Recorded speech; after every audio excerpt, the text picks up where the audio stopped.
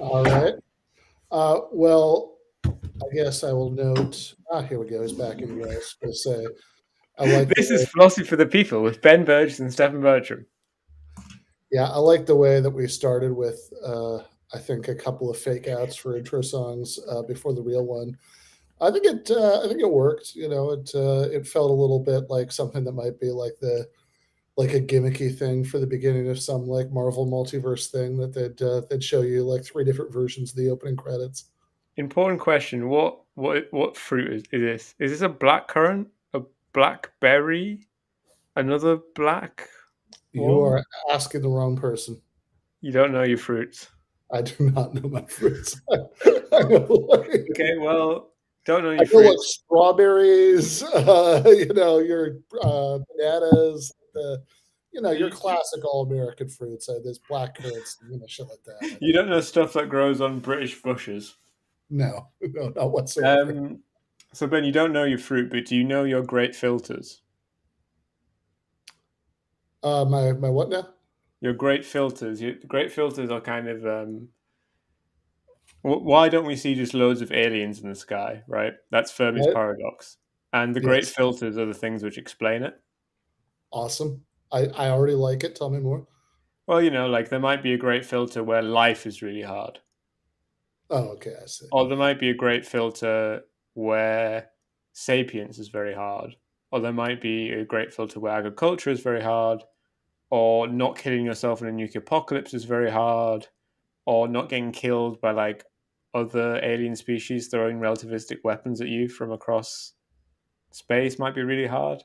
I just wanted to know if you had an, I guess you don't, but maybe you have one off the top of your head, your idea of kind of Yeah. what Well, I mean, what this what is is the main thing that stops proliferation? yeah. This is yeah. The terminology is new to me. Many years ago, I remember my friend Mark suggesting that the solution to Fermi's paradox. So you just for anybody who's not familiar with this, basically you make some pretty conservative assumptions about like let's say life is something that pops up every now and again around the universe. It could be pretty rare, and even within that, it could be pretty rare for it to for there to be intelligent life. That it could evolve towards intelligence, technology. That a small percentage that ones that have developed advanced technology were interested in space exploration, etc. Like you go through like several of these things, and again starting with a very low base rate of the number of inhabited planets, and it's like now you should still expect that we would have run into some, right? That it's still deeply weird that we haven't, that Right, you if you take like a tiny cross section of the Milky Way galaxy, there's way more stars in it than there are humans that have ever lived. right. Exactly. So it's like, yeah, you could have a tiny percentage of these be inhabited, and a tiny percentage of those get to the point where they have spacefaring technology, etc. And it should still be like I don't know, some like 1980s TV show where like you there are just like constantly different alien species that you run into all the time. um And and even if you have the objection that kind of we wouldn't see, how would we know that someone else has spacecraft because it's almost impossible to travel between systems? We'll still be able to see them doing fucky shit with their sun. there you Like go. if they start to enclose their sun in, um, I've forgotten the word for the perfectly normal, ordinary thing that where you extract energy from the sun, solar uh, panels. If they cover their there their, you go. their star over a process of years or whatever with solar panels, that is exactly the thing that we could detect for hundreds of light years. Yeah. Um, So that's Fermi's paradox, which is not really a paradox, just kind of the uh, an objection to the idea that there's alien life out there, or that it's in even like, or that it's anything but just almost non-existent. That and yeah, so yeah, this great filter terminology I hadn't heard before. I got excited when you brought it up because I misinterpreted it in a fun way. We'll get to that in a second. But years and years ago, I remember my friend Mark suggesting, essentially a great filter idea, which is that the solution to Fermi's paradox was that the universe was just littered with singularity suicides. That once they got up to the point where they had advanced technology, they had these like great intellectual breakthroughs. They realized that life was meaningless, and they collectively off themselves. Uh, so it's that's a Mark joke, just to give you a sense of the guy. But maybe not entirely a joke. Anyway, yeah. So the way I was understanding Great Filter is that there really are like tons of aliens, but like somehow or another, there's like this is some kind of ad hoc mechanism for like why we don't see them. That that Oh, right. they're like filtered Right. out of the experience somehow. Right. Yeah. I mean, that is a solution to the Fermi's paradox. Is that alien life is actually very common, but we're like in space prison. Yeah, exactly. And actually, everything we see outside of the solar system is kind of just like a reflective mirror or like a big television screen or whatever. My preferred great filter is like between sapiens and civilization, Okay. because sapiens is quite common on Earth, and it's Mhm. common. For instance, it's not just that it's not from a single line of mammalian sapiens. We've got strong evidence that say crows are sapient. So it seems that sapiens emerges at least on Earth quite often, and it's the only data we have quite often alongside life.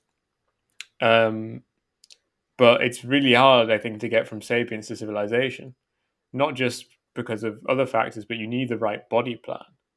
Like Mhm. I think that even in the absence of us, non kind of monkey based uh, mammalian species and birds would really struggle to make civilization because they don't have the right kind of body plan. And you can say, well, evolution would select for that, but I don't really see why that's true. I don't think evolution selects for civilization in any sense of kind of before civilization. Um, which is we say all this because someone, uh, some kind of American Air Force official who's meant to know lots of things, has come out and said, well, actually, not just are there's lots of aliens out there, but they've come visited Earth, the Vatican specifically, unlike DeSantis, who's never Yes. been. Yes, there you go. Yeah. So yeah, this guy David Grush is a whistleblower in maybe not in the colloquial sense of like somebody who's telling the truth about government secrets. You're saying something. That's sort of the issue in dispute. But is a whistleblower in the legal sense that he's like gone through this process that's set up for whistleblowers to avoid like legal punishment for divulging state secrets that he's like that that he's sort of um, which means that like this is kind of the excuse for a lot of things we're going to get into that he can't just directly divulge things to the public because then they'd throw him in prison. But Right, but also like it seems the US throws a lot of people in prison regardless of how exactly they go about their whistleblowing. So yeah, yeah. So this is, I mean, he's trying to do this quote unquote the right way, through the because he's through being advised by like US government lawyers how to do it. yeah, through the legally established process. So we should say this guy, and as far as I know, we'll get into kind of how he came on my radar, and I want to admit the limits of my knowledge about this, but as far as I can tell, the nobody particularly denies that this guy is who he claims to be, or that he's had this very impressive career.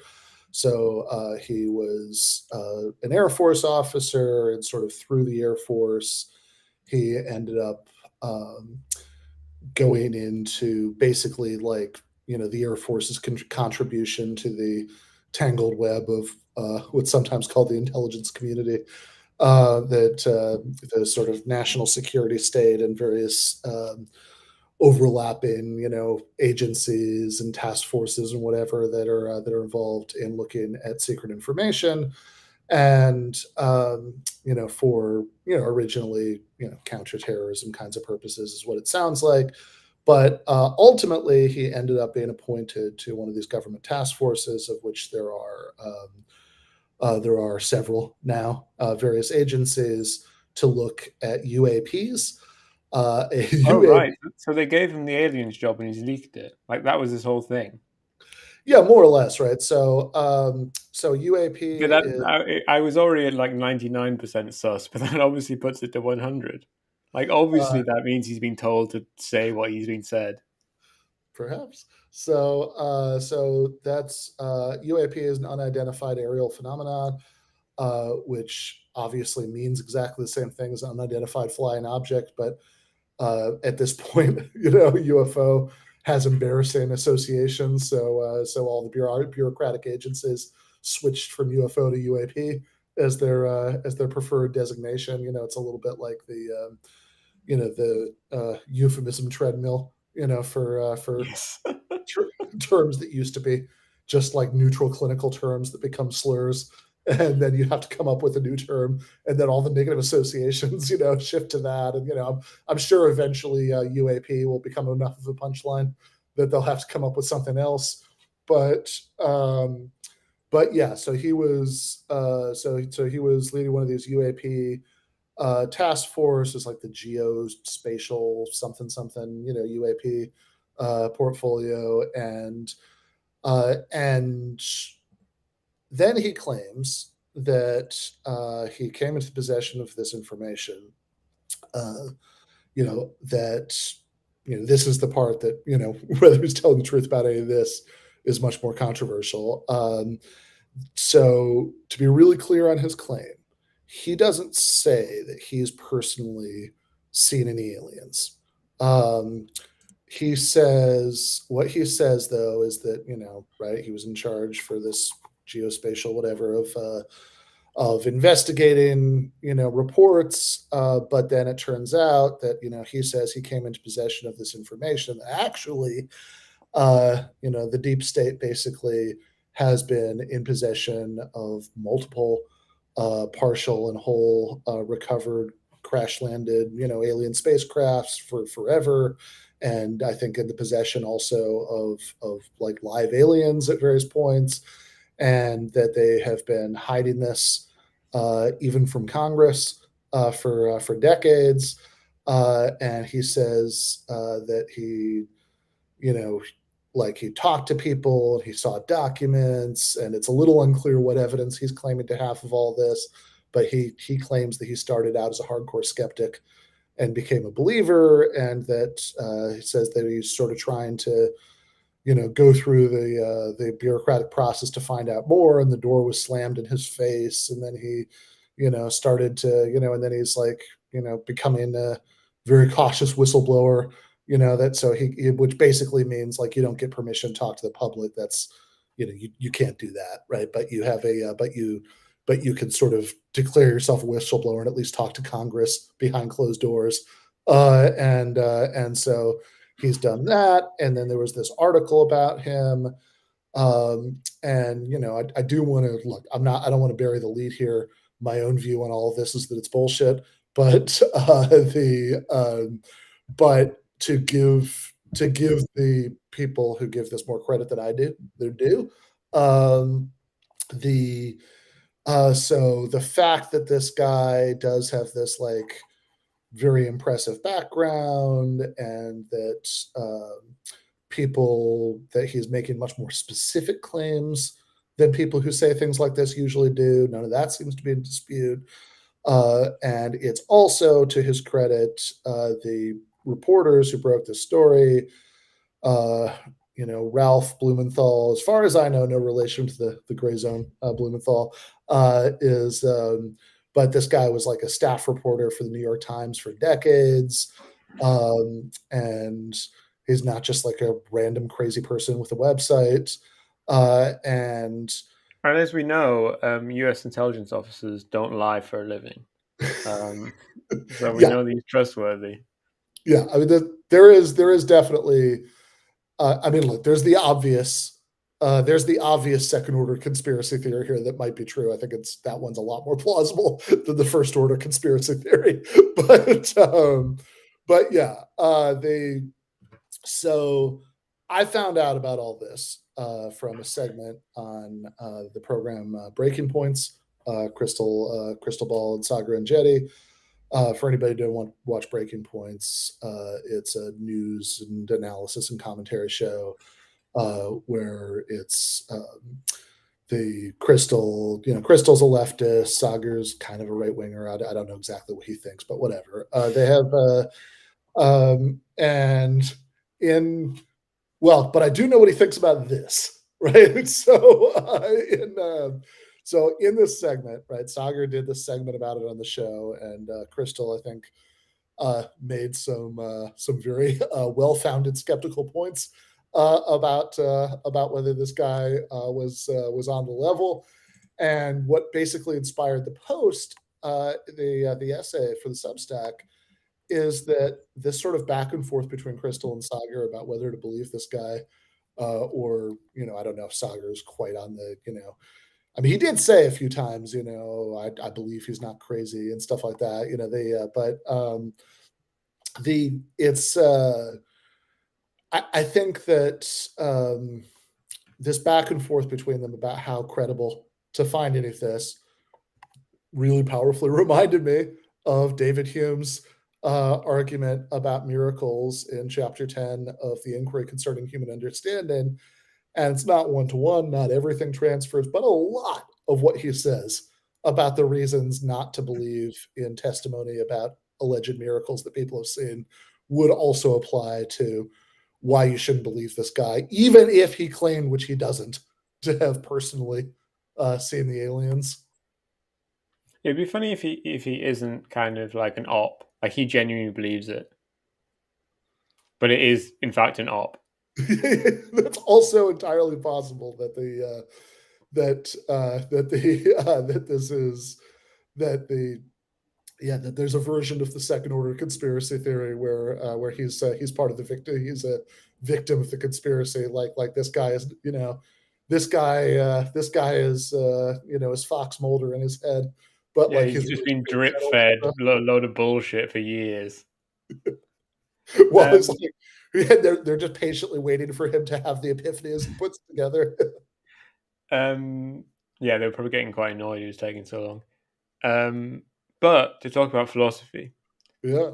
there's a fun example which is used, and one I think can be abused even more, in that Hume gives about kind of the difference between believing water can freeze, if you're from somewhere where water doesn't freeze, Mm-hmm. compared to someone that was walking on water. But I didn't quite get kind of what the fundamental distinction between those two things were and why you should kind of Sure. be credible about one and not about the other. So yeah, if you could kind of go into that, I think it's a fun example. Yeah. So Because obviously, the interesting thing is that you can walk on frozen water, right? yeah. So yeah, the walking on water here means walking on water in its liquid state. So the Hume brings up this example about, he says, a prince in India who remember this Inquiry Concerning Human Understanding is published in 1748. So much harder to get detailed information across great distances, and no photographs, etc. So this Indian prince, who Hume says didn't believe reports he'd heard about frost, freezing, right? Uh, and Hume's point is, so there's a way that he thinks that example is different from the miracle examples. There's a way that he thinks that it's the same. Um, yeah.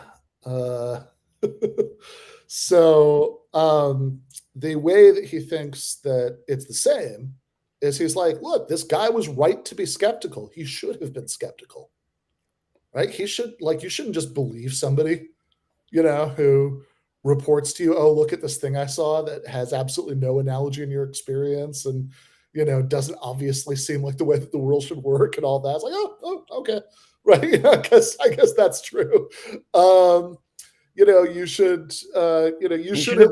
You should have listened to the lived experiences of British people. That's exactly. I love that phrase, by the way, because I'm always so curious about what kind of experience is being contrasted to. Yeah, what are the unlived experiences? Is that like when you're on loads of ketamine? Yeah.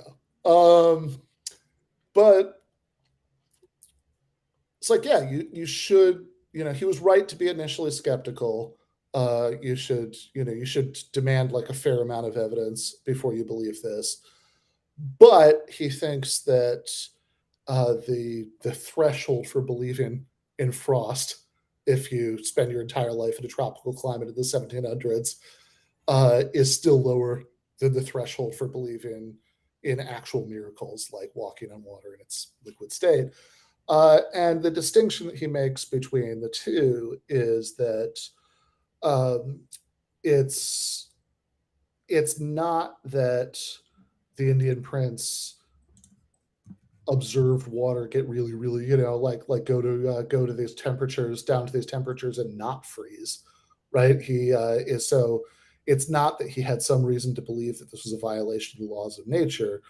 Like there was nothing in his experience that would tell him one way or the other what would happen to water at that temperature. Whereas uh, we all have tons of experience about how liquid and solid things interact, and so Hume uses this phrase a lot about the constant conjunction of experiences. That no matter how many times you try something, the same thing always results every time, right? So And in this relates to like Hume's idea of how the laws of nature work, right? mhm. Where the laws of nature are like, I've actually forgotten the phrase, but like consistent systems where Yeah, the same thing happens over and over again. yeah. Um, yeah, I mean, I think how Hume's views that he'll sometimes express about how to understand natural laws relate to the use that he'll put natural laws in cases like this miracles argument, or some of what he says about determinism is an interesting question. Uh, yeah, 99.9% of the time you should ignore what British people tell you, but every now and again, it's like the Simpsons. Hey, remember when we all learned to ignore Grandpa? Well, you should listen to him now. Yeah, uh, so his point, his core point about miracles, he makes a bunch of secondary points, some of which are also relevant to the UAP case, and some of which aren't. But his core point is that we have a lot of evidence that the laws of physics work the way that we think they do. Um, that again, anything that's a basic natural law, like every single time, it always happens that way. Like so, we just have a tremendous pile of evidence confirming that the way water works is if you put your foot down on top of it in its liquid state, it'll sink into the water in that example, or that people don't come back from the dead. That's an example that Hume likes a lot, that he uses several times in that chapter. Uh, and Very edgy thing to say at the time, considering an important guy did it. yeah. I should say, I don't mention this in the essay, but at the end of the chapter, um, he does this very awkward look. I'm not saying you shouldn't believe Christianity. I don't know where you're getting that idea. But sure, go for it, right? I remember in high school philosophy class, my teacher, 'cause I went to Catholic school, made fun of Hume for not coming out as an atheist. And even at the time, I was like, "Come on!" Like he didn't do it because, like, I don't know if he would have gone to jail, but like it would have been fun. Yeah, I'm not totally sure what would have happened to somebody who just out and said that in the 1740s, but I'm pretty sure nothing good. Um, you Especially in know, Scotland, they used to be insane about Christianity back then. yeah, it's where all the hardcore Calvinists were. Yeah, I think He would try to do something horrible like moving to England. Exactly. I wasn't going to do that. Come on. So yeah, I also don't think that his occasional half-hearted. Yeah, I mean, obviously Christianity. Hmm. Yeah. Anyway, moving on. I don't think that confused anybody. I think everybody was pretty clear what he thought. But I also think that he was probably, I mean, he actually says um, in one of his letters when he was talking about one of the first thing I ever wrote a Substack essay about his essay about the afterlife. Uh, he or no, it wasn't the afterlife, the one on suicide, right? But it was those two, the suicide essay and the heaven and hell essay. In his four essays, he says in the letter that he originally had included them in the book, and then he left them out of an abundance of prudence. Yeah. So I think that's pretty direct evidence about that point. But yeah, so like the fact that nobody comes back from the dead is something that is attested to by all experience of anybody ever. The evidence for this is just totally overwhelming. And so if somebody says, "Hey, I saw somebody come back from the dead," um, even if that person seems really trustworthy, what you have to do is you have to weigh two things. One is the probability of a person who seems really trustworthy lying or being crazy or whatever, right? Um, and two is the probability that somebody would come back from the dead. And And this extends even to like your own perceptual experience. Like if I yeah, saw something miraculous happen with my own eyes, I still wouldn't believe it had happened. yeah. This is yeah. I think that does seem to follow from what he's saying. I mean, it's not a consequence he personally draws out, so I want to be a little careful about not attributing it to him.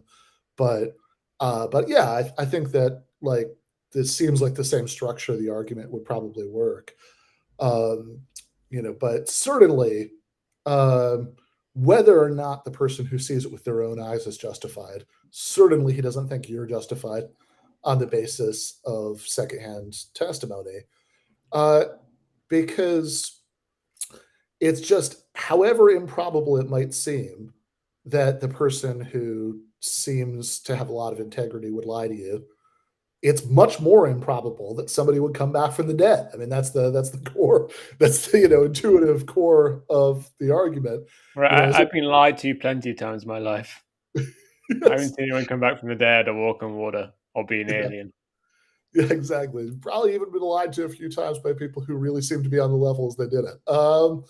Yeah, exactly. And I think the thing that's maybe important to really clarify here is that Hume's not making a metaphysical argument. He's not making an argument for the impossibility of Particular phys- bench.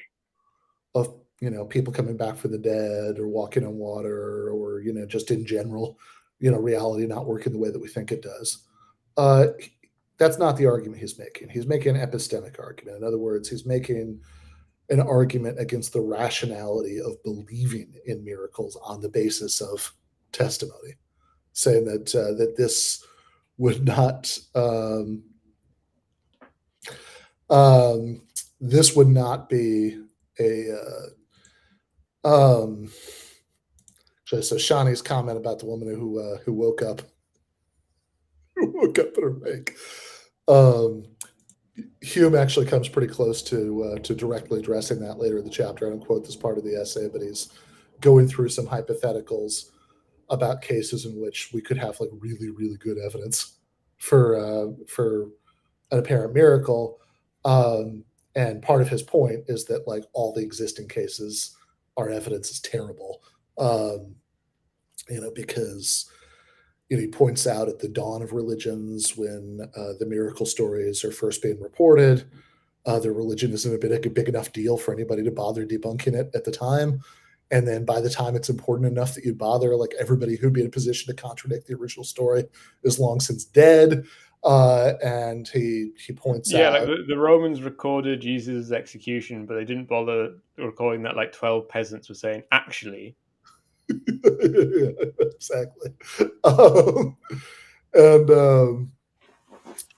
and and he makes the point, and this is one I should say, to be fair, does not transfer to the alien case, but that insofar as different religions are making inconsistent claims, uh, whatever evidence. This does sound like it applies in the case of aliens, so not specifically for this alien story, I guess.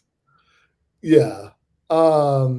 Well, I was just saying, if religion A and religion B can't both be true, they're making inconsistent claims about reality, then whatever evidence the miracle stories offered by religion A provide for religion A are canceled out by the evidence that the miracle stories of religion B apply for religion B, in just the same way that two witnesses at a trial who seem equally reliable cancel each other out if one of them says the defendant was at the scene of the crime and the other says they were with him, miles away. It's like, well, if you can't judge between them, then you just kind of have to disregard both of them. So he says that, generally speaking, our evidence for alleged miracles is terrible. That it's that for a variety of reasons, that like it's usually like thousands of years too late to really look into it. There's there are all sorts of reasons he thinks that it's just sort of innately implausible. That one of the things that he points out that definitely does apply to the alien case is that once the claims become more incredible, what should happen is that we become more skeptical of the claims as they diverge more dramatically from our experience. But what often happens instead is exactly the opposite. That if somebody makes like a sort of moderately ridiculous claim, we're skeptical, but then once it becomes like mind blowing, then kind of want it to be true, and and get some joy from repeating it. That's I like, just submitted an article to Sublation talking about how we constantly want these like really terrible, amazing events to happen. Like everyone wanted the Wagner March to kind of yeah, end in a great explosion, but actually, what we really get is just terribleness happening very slowly. right. Yeah, I think there's something to that.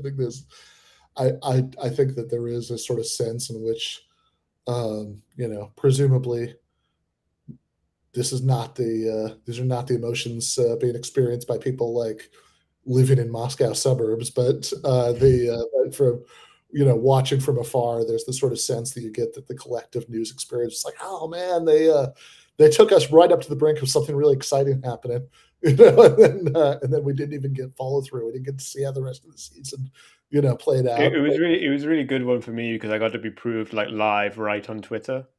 Because I said that nothing's going to happen, and then everything seemed like it was going to happen, and then in the end, nothing happened. Yeah. Um, I mean, it's but crazy that it came as close as it did. I mean, this is like, the amazing thing is how much happened without anything actually happening. yeah, totally. I mean, I think that it's like, that just the sort of structure of what happened, that caterer turned mercenary has like turns against the official government, and marches on the capital like some third century Roman general, and then is like, doesn't go to prison, but like they actually have to negotiate with him, and at least give him a soft exit. He sent it to exile to Belarus, which is like exiling me to Wales or something. I can see that. But I think the important thing is, so okay, we agree with David Hume. We shouldn't So believe in miracles. Okay, do yeah, you want to do another thing? well, I was going to say just real quickly on Shadi's point, he does consider toward the end of the chapter some cases where it's like, okay, what if the evidence was like this? And like there was like much better testimonial evidence than the testimonial evidence that we tend to have for miracles. And so he gives an example about like, okay, what if in 1600 or whatever, uh, Yeah, like Rudolph Hess is the that that what if in 1600 or whatever Queen Elizabeth had died and the death was proclaimed all over the country and there was a funeral and then a few weeks later she came back and resumed the throne. um, and he just kind of makes the obvious point that it's like, well, if this was something that was like attested, it was like universally attested to the sequence of events, then I would believe that her death was reported. I wouldn't believe that she'd actually died. I would think that, as unlikely as this seems, I would think that she faked her death. Well, and also people can end up, what happened in the case of this wake, this woman waking up at her wake, was that she was mostly dead, but not all the way. Oh well, shit. Okay, we've all seen The Princess Bride. We know that almost dead and dead are importantly And different. then she did die, probably not helped by her circumstances a few days later. Sure, sure, yeah. Okay, so yeah, as you say, if you think that Hume is right about miracles, that the evidence that the laws of nature, like, and actually, I guess maybe it is worth just taking a second to like really sort of circle and underline the point about the laws of nature, because it's it's not that, like, okay, if you start out believing that Jesus is the incarnate Son of God, then okay, fair enough, right? Walk in water, take your people back from the dead, all whatever should be expected. But the point is that the chain of reason is supposed to work the other way around. It's supposed to be that the miracles are evidence that he is this, right? That you didn't previously have a reason to think this, and the miracles convince you. So uh, and then, so at this point, it's not that, oh, the incarnate Son of God did this. It's just this guy did this, right? What should your what should your probability assessments be for this guy did this, or no, I don't think so. And and if given that we have this uniform experience that's confirmed by garden variety day-to-day experience, constantly, and more rigorous experimentation and blah blah blah blah blah, right? We have just this mountain of evidence that the laws of nature work the way that we think that they do. um, it's not that we just reserve judgment about each new case of somebody, of somebody, when somebody dies, like, oh, will this person stay dead? Yeah, guess we'll have to wait and see, right? It's like, no, you just assume in any random case. It could be that you've never heard of somebody before. The first thing you find out about them is that they're dead. You will be very confident that they're not coming back. And that confidence is rooted in that giant mountain of evidence that the laws of nature work the way we think they do. And testimonial evidence is good for, it's not like it has no value. That it's like there are lots of things that we believe because people tell us that they happen. This has some value, but it's just somebody who seems very sane and very honest, saying something that's not true for whatever reason, that that they're lying, that they are not nearly as sane as they think they seem to be, that somebody tricked them, whatever the case may be, right? That however unlikely that seems, it's not nearly as unlikely as somebody walking on water coming back from the dead. So that's Hume's argument about miracles. The question is, how similar is this UFO or UAP case? And I think pretty similar. Because it's interesting, because I I spoke as in order to establish at the start of the show that we both think aliens are actually very, very likely, but we think it's miraculous that they would have come to Earth, or like what's the big step here? Yeah. I don't know how likely aliens are. I mean, I think I think it's an interesting question. Um, like the sort of, are there aliens out there somewhere, question is, yeah, it's I think there's some obvious reasons to think yes. Uh, that Big. yeah, exactly, right. The universe is very big. So there is this like obvious probabilistic reason that, come on, there must be some out there somewhere. Although what we started with was the reason to think no, right? That where are they now? Of course, I suppose if David Grush is telling the truth, and in fact, you know, Benito Mussolini's government in Italy recovered an alien spacecraft in the 30s, and somehow Vatican back channels whatever the fuck he thinks happened. There, that ended up being transported to the U.S. after the war, and there are several other alien spacecrafts that have come into our possession, and et cetera, et cetera. If all that's true, then never mind all that Fermi stuff, I suppose. But um, but yeah, I think that before we bring that in, I think the Fermi stuff is gives us at least some reason to think no. The sort of obvious probability point gives us some reason to think yes. Um, I guess I'll just say maybe. That there could well be aliens out there somewhere. The but the problem about the alien ships crash landing in rural Italy or wherever this is happening is more the sheer distances that they would have to be traveling from. Because one thing that I mean, part of the whole Fermi thing is Yeah, that one that's the counterpoint to big is yeah. big. Yeah, exactly. They Part of the Fermi thing is like, look, we're pretty one thing we're pretty sure of is that there are no aliens anywhere near us, right? Like the sort of local neighborhood around Earth, and I don't just mean like the solar system, like a much bigger local neighborhood. Um, we've checked that pretty thoroughly, and it really doesn't seem like there's. I mean, maybe under the ice in Europa there's some fish or something, but I'm not, fish like on Earth, but whatever. They have but like maybe there's something, but we're pretty confident that there's at least no high tech alien civilizations anywhere close to us. Um, that they would have to be coming from very, very, very, very far away. There's an And interesting point here with Europa. So we've actually dispatched a spacecraft to go to Europa to check it for life. Um, but to go just to Europa, it's going to take 13 years. yeah, well, this goes to the point, right? Yeah. That's Europa, and look, um, whatever might or might not be there. One thing we're pretty sure that there are not are the kind of aliens who have spaceships. That's like that is not really on the table, right? They would have to be much, much, much further away.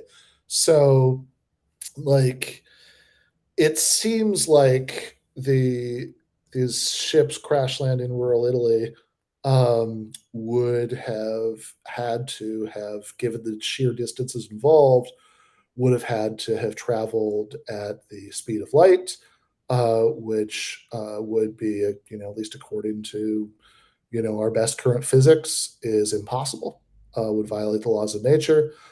David Grush has speculated in at least one interview I saw by him that they're not from distant planets, they're from alternate universes. But Doesn't help you, bud.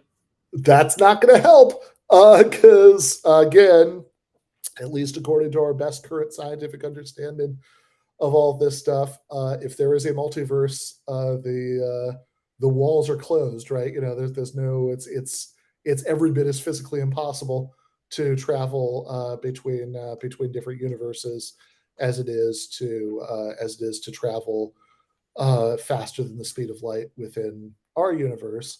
So it seems like, in fact, much like walking on water or resurrection from the dead, that these alien ships get into Earth would um, would violate the laws of nature. Now, we could be wrong about what the laws of nature are. That's always possible, but I don't think the Humean argument here relies on being an infallibilist about the laws of nature. That it's not that, like, obviously scientific revolutions happen. Um, Newton to Einstein was one, and perhaps Einstein to somebody who can explain how one of these things are actually possible, although they seem impossible. Right, Uh, but so let's imagine that they do have faster than light travel due to some kind of amazing physics. They've managed to leave their own solar system, probably go to others, get into ours, get through our asteroid belt, pilot through the gravity of Jupiter and the large gas giants, not get sucked into the sun, and they get to Earth and they just crash into fucking Italy. That's the thing that really bothers me. It's like that'll be so sad if that if any alien species can get to Earth from some other solar system, they're going to pilot Italy fine. If if yeah. they if they slammed into an Italian mountain, it would be the mountain that suffered, not them. So I will say there was a argument. It's at the available. If you look at the Daily Wire YouTube channel, um, Matt Walsh is a big believer in the aliens visiting us. Ben Shapiro, it's the 1% of things that he's right about is pretty skeptical. And so there's a video where they're arguing about it, and I think Shapiro is trying to make the argument you just made, but I don't think he makes it as well. So it's like really unclear what his point is. So yeah, I think that's a good point. So yeah, I think in addition to that, two basic things. One is, yeah, sure, maybe our best current science is wrong about how physical reality works. Maybe faster than light travel or interdimensional travel is possible. We're just wrong. That's fine. Hume's point doesn't rely on like somehow being able to rule that out a priori, because again, he's not making a metaphysical argument, he's making an epistemic argument. He's not making an argument about, oh, reality could only work this one way, not this other way. He's making an argument about what it's rational to believe based on our current evidence. In and it's not that, yeah, it's not that science is infallible. It's that there is a lot of evidence that physical reality works the way that we think it does. Like I mean, the satellites that allow the phone in your pocket to tell time have to be adjusted for like small relativistic effects. They're like, the evidence that Einsteinian relativity is true is just overwhelming. Again, maybe we'll be surprised, but right now we have this huge mountain of evidence to support it, and the fact that this Air Force guy seems really credible, right? Like all the sorts of things that Sagar was saying in this conversation with Crystal, that he that well, he seems like a very credible guy, that there are these veteran reporters who've talked to a lot of crazy people and he doesn't seem crazy to them, and blah, blah, blah, blah, blah. Fine. Let's just accept all that. None of that, like the improbability of this guy who seems really credible, um, being wrong, right? Like having been duped himself or duping us for whatever reason, or just being crazy, even though he doesn't seem crazy, whatever, however low you think the probability of all those scenarios added together is, like, it's not going to be the probability that this guy is telling the truth is just not going to be higher than the probability that the physical theories that we have all this evidence for are true. So that's the first point. And then the second point is like, okay, let's even assume, like, let's concoct whatever story you have to concoct to, I don't know, like, I just haven't read the right, science fiction novels. And I don't know if like, there's some sort of scenario whereby, we don't have to say that all of our current physical theories are wrong, but somehow, Wormholes, maybe like white hole, black yeah, hole, white holes, that kind of stuff. Yeah, something along where those lines. you don't travel faster than light because you actually like there's bits of space which are glued together which seem far away to us but actually aren't. Yeah, I think the way that, given what we currently know about wormholes, it doesn't, I think the sort of science fiction plot device where, Well, they, as opposed to stuff about being big, I think they're famously incredibly small, the real ones. yeah. So, but whatever. Like, let's just assume for the sake of argument that all that's wrong. Um, there's still a version of the human point that seems pretty powerful here. Like, that, I mean, this is when I still teach classes for Rutgers, but I do it online. I don't live in New Jersey, but like when I lived in New Jersey and, taught in-person classes there, I'd usually say something at some point in the course of talking about this chapter, like, look, you would apply something like this reasoning, even in a 100% non-miraculous case of somebody just saying something really bizarre and surprising, right? Like less bizarre and surprising than frost would be if your experience was entirely confined to tropical climates. Like, if I said, um, Presidents Biden, Putin, and Zelensky, I don't know, also throw in the Wagner guy maybe, have all, yeah, all secretly traveled to Los Angeles to have dinner at my apartment last night, and then left in secret. Okay, the story I've told doesn't violate any laws of nature. That's all fine. It doesn't even include any like surprising new information about the laws of nature. Never mind Or contradicting. it doesn't need any new technology. Doesn't need any new technology, right? It's all, but like, still really unlikely. Like really unlikely.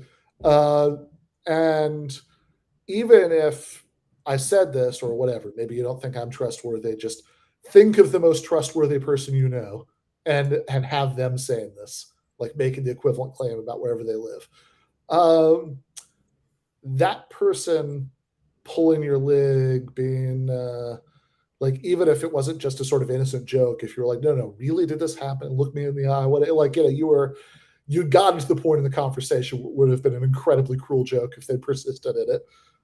Still, like, you still wouldn't believe them. Like, you shouldn't believe them. That's because even though there's no violation of the laws of nature, there's no new technology we don't know about in that story, there's nothing like that. It's just incredibly unlikely. And the unlikelihood of the most trustworthy person you know um, saying something false is still not as low as the likelihood of that story being true. And when you start looking at the Grush revelations, alleged revelations, the the fact that that these ships, like again, at least one of them is supposed to have been in the custody of one government or another, originally Mussolini's, and then the U.S.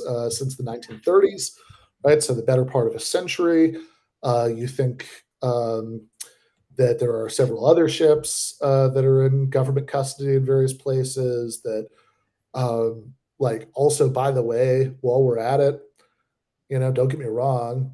I mean, governments conspire to lie to people all the time. They may well be doing it here, just not in not in the first Right, order way. they do conspire to lie to us, but they also then tell it to the New York Times. Yeah, yeah, exactly, right. Like they, yeah, I mean, like sometimes they do things in secret, but then like at a top level, they still can't help themselves from bragging about it. Sometimes they try harder than that to keep it secret, but then like some like low level, contractor, like You've heard the Trumpian argument against aliens, right? that Trump would have told us if they were aliens. Yeah. Well, he not necessarily wouldn't have told us. We would have told like Kid Rock. Okay, that sounds right to me. Yeah, that would have been that there would be like that we would have gotten one of these cell phone videos from Mar-a-Lago. It's like, oh my god, over here, look, this is very secret. It's like the aliens. Do you see Like we're going to use this UFO to bomb Iran. this? Um, But which he yeah, doesn't I mean, necessarily but it would have been exclude. like one of those things we actually do have recordings of where he says like 10 times, like, "Oh no, this is illegal. I'm doing crimes right now." It's, There really are aliens, and it's illegal for me to tell you. yeah, Um, yeah. And by the way, while we're at it, like just the scale of the successful conspiracy here, because again, lots of real conspiracies, most of them not very successful over the course of time and like keeping the information contained. And I suppose some most of the ones you know about, but like it really seems like the track record of keeping important stuff. inductively, which is what we're trying to do here. Yeah, exactly. Secret is not great. You also have to start asking some secondary questions like, okay, so far we have the Italian government, the US government, and the Vatican at the very least. Those are three governments that are all keeping it secret. Do other Imagine the governments? amount of child prostitutes Berlusconi would have told. Exactly. And yeah, they would have gone to the Italian tabloids. One of the things I mentioned in the essay is like, okay, did the other side of the Cold War never get wind of this? If they Right. I did, mean, it's the same reason that it's impossible for the US to have faked the landing on the moon, because if they had, the Soviets would have actually done it. I suppose we could have. There could have been some elaborate thing where both faked it, and the other both wondered if the other one had really done it. Uh, but uh, but yeah, it's this seems incredibly unlikely. Even if it didn't violate any physical laws, which seems like it would, but whatever. Even if it didn't, it just seems incredibly unlikely, and it seems so incredibly unlikely that this guy who Sagaranjetti thinks seems like a very serious guy who's been vetted by other very serious guys, whatever, saying something false for whatever reason. There are a lot of scenarios that could lead to him saying something false, lying, crazy, um, still in fact following orders because it's some sort of weird psyop, tricked by people who are pulling some weird psyop, tricked by people who are pulling an incredibly elaborate weird prank, whatever. Like maybe you think that Engage in a jape. maybe all these things seem like really unlikely to you, and maybe even when you add up all those possibilities, the sum of them still seems really unlikely to you, but like not as unlikely as that story being true. Um, Ben, do you know about Hyperborea? Which I'm definitely pronouncing wrong. Hyperborea. I've heard that word before. I'm trying to place it. Well, I mean, it was an old word used for basically like beyond the north, on Yeah, old that's maps. isn't it like the Conan stuff? Isn't that the Oh Hyperborean? yeah, yeah. Yeah. Hyperboreans are in Cohen, but the kind of idea that kind of racists had through early modernity was that actually like white people are from the North Pole as part of this polygenesis idea. Nice. Um, but in the contemporary age, the idea of polygenesis from like physical locations on Earth became a lot less plausible. So what contemporary Nazis suggest, and I think they actually got this originally from black nationalists, which is a great incestuous circle, is that white people are aliens. Sure. That white people, came from a different planet, and that's the polygenesis. Nice. I've got a clip saved on my hard drive of Richard Spencer saying very something similar to this. Oh yeah. That sounds like a. By the way, what happened to that guy?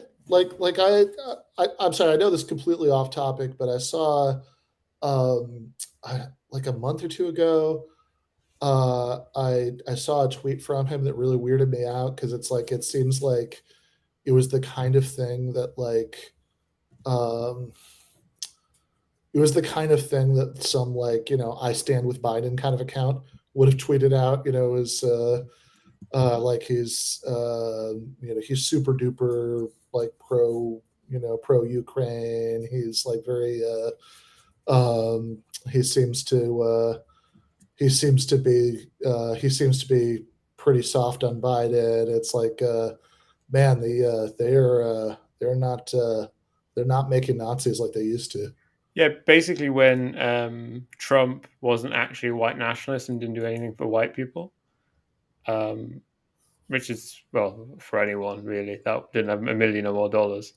Sure. Um, Richard Spencer decided that, you know, he's bad, and actually the best hope for white people is kind of like left welfareism, Okay. and so he became a big Bernie guy, a big Bernie supporter, and then when Bernie lost, he became a Biden supporter. Wow. This partially is to trigger other people on the far right. You know, he's kind of like what like Has is for the far left, for the far right, in that he takes positions that will like trigger other Nazis. But I think he is kind of, I think, genuinely like a racist social democrat. Okay. Yeah, that all sounds about right. I do remember actually. I think he did endorse Obama in 2008, but I think that was for accelerationist reasons. Yeah. All right. Well, the jury's out about whether white people are aliens, but you know the I can send you some insane gifs I've saved on 4chan, which I can't show to the audience. I can see that. Sure. Yeah.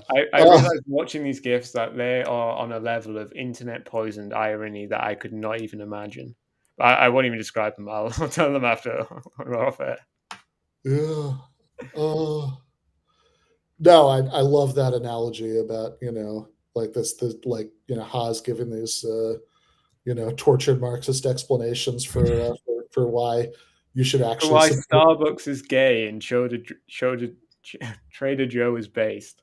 Yeah, exactly. That it's like, and you should actually support the most right wing Republicans and whatever. That it's like the same. That it's that there's this like weird parallel thing where it's like, no, actually, All you should you should without you should you should actually support the like Jewish leftist candidate for like properly Nazi reasons. without kind of immense kind of intellectual strength and kind of theory behind you, all American politics descend into which stores, which shops, which businesses are based, and which ones are cringe.